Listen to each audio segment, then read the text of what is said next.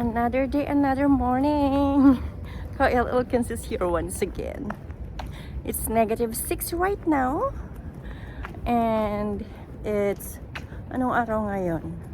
Araw ng mga pusong naligaw. Anyways, happy morning again. Makulimlim na umaga. Sabi nila mag-snowstorm daw mamaya, but let's see. Tingnan natin ang labas, or I mean ang aking daanan. I love the beautiful orange. Orange na naman sa east. Alas 7:15 pa lang. Parating ang mga airplanes. Pag ganitong oras, ang napapadaan kong airplane dapat nandito. Pero late siya ngayon. Nandun pa lang, oh. Pag nakikita nyo sa taas.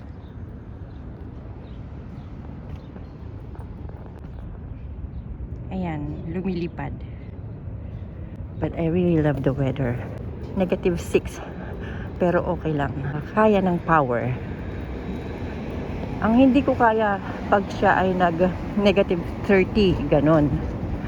Talagang nakabalot na lahat ang aking mga kamay. Papasok na ako dito sa station. Instead na mag-escalator, dito na lang ako sa hagdanan. Kasi additional exercise. Wala pa akong exercise ngayong umaga. 7:17, malilate ako nito pag andyan na yung train.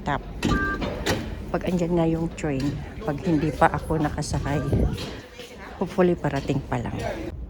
Right now, dito ako sa Finch West Station, going southbound, papuntang downtown yan. So, papuntang halfway downtown lang ako. Midtown yung pupuntahan ko.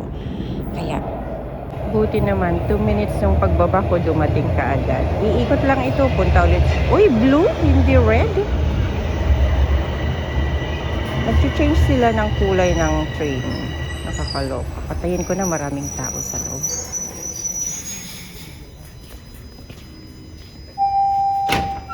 Line 1, towards Finch. Ayan, nakababa na ako sa aking bus.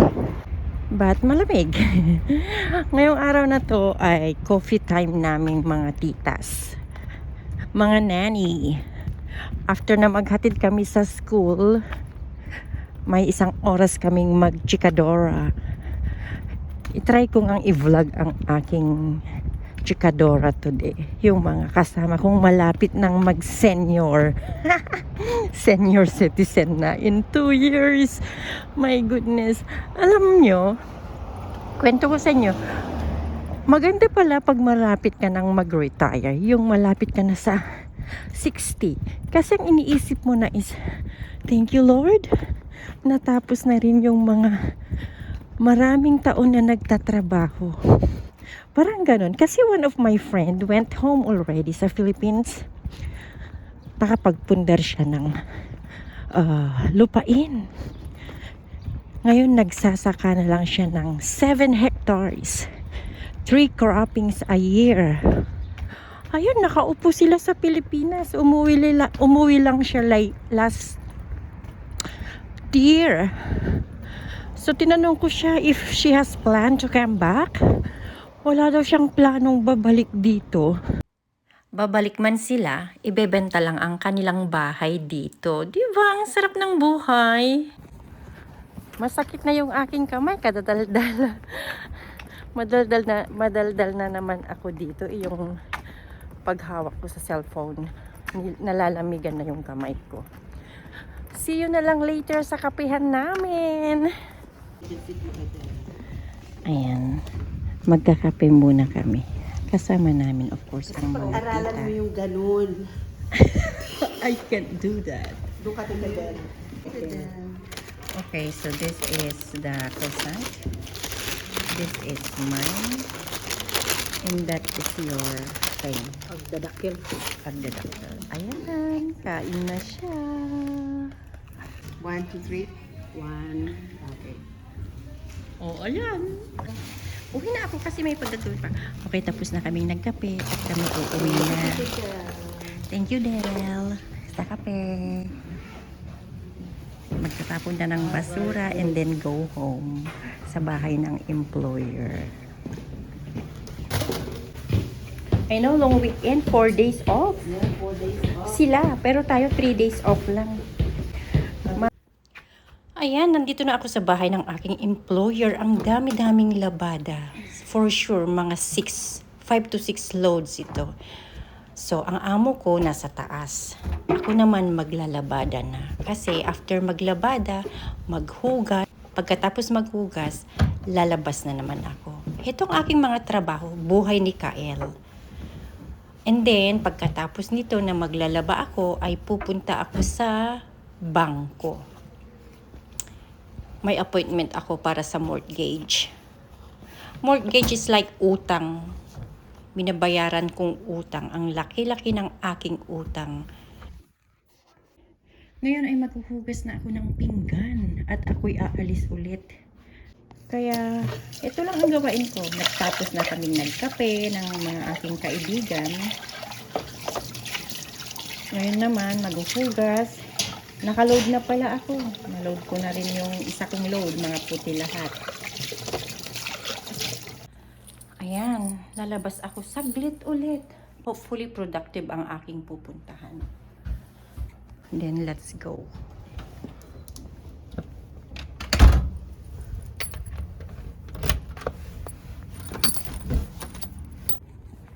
Malapit lang ang bangko dito.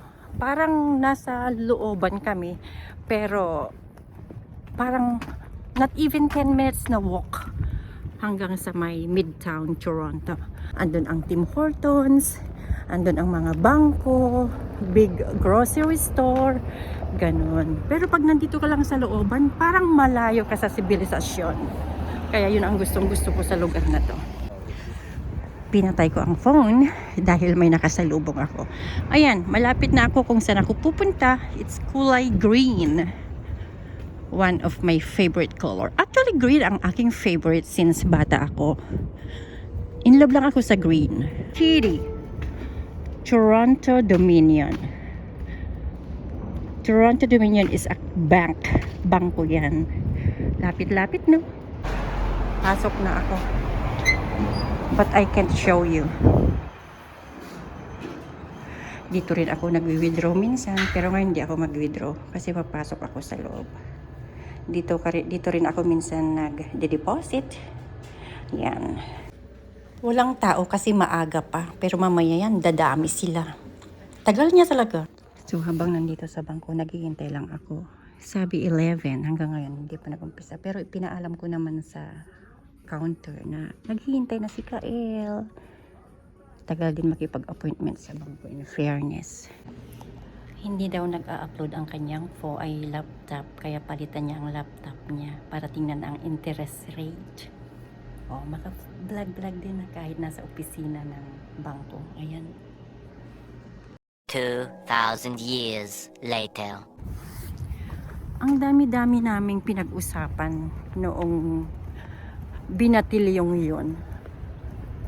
Pero hindi pa rin ako naka-decide kung anong gagawin ko para sa aking mortgage.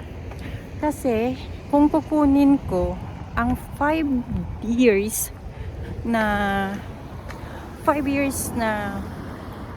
variable, mag-i-interest ako ng 6.86, which is ang buwan-buwan na babayaran ko ay estimate na gaano ba yon, sinabi niya 2,800 Canadian dollar, which is equivalent to almost 100,000 pesos ang monthly sa aking binabayarang mortgage. Diba ang hirap mag-isip? Ayoko na. Anyways, thank you again for watching and see you again next time. Hindi pa pala tapos. Mag-snow pala ngayon, kaya kinuha ko lang yung snow. Ngayon ay like 1 o'clock. Tingnan natin kung tataas pa ang snow hanggang mamayang hapon. O yan, 2 o'clock na yan. Mababa pa siya. After like 2 hours, ito na yung snow. Dire-diretso na nag-snow. Katitigil lang. But it takes like until bukas daw. Kanina nagbabay na ako. Pero hindi pa pala. Kailangan ko pang lumabas at ipakita ko ang labas. So, a little bit mataas. Pero wala ito noong 2007, 2008 matataas ang mga snow. Ngayon hindi masyado. Kaya lang ang sarap lang pag ganitong bago. Pwedeng kunin yan na pang halo-halo actually. Ginagamit namin yan pang halo-halo. Yung maglagay ka sa labas ng baso. Basta malinis yung kababagsak lang na snow. Masarap yan pang halo-halo. Yun. Parang masarap ang pakiramdam kung mataas ang snow na ganito. Dumikit yan sa mga puno. Right now is not totally na dumikit. Dito lang sa mga ganito. Yan oh. Gandang tingnan. Pwede itong kainin. Pakita ko sa inyo kung paano ko kainin ang snow.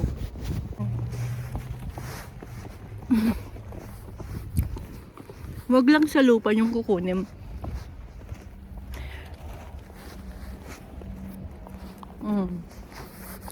Pag nagugutom ka, ang lamig. It's like playing. Good job. Not there because we have to clean up that one too. Cleaning time sa front yard muna, sa sidewalk. Okay, do this one and I'll go in the street, okay? Go in the sidewalk. I'll do this one first. Oh!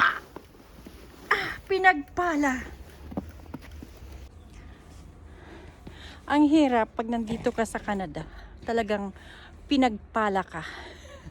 Kaya dito nagpapala ako. You know? Pala. Pinagpala. Tingnan niyo naman ang aking pala. Sobrang laki ang aking pala. Talagang babay na to. See you again next time. At saka sa lahat ng mga subscriber ko, ang mga parating nanonood sa akin, maraming salamat. Bye-bye for now.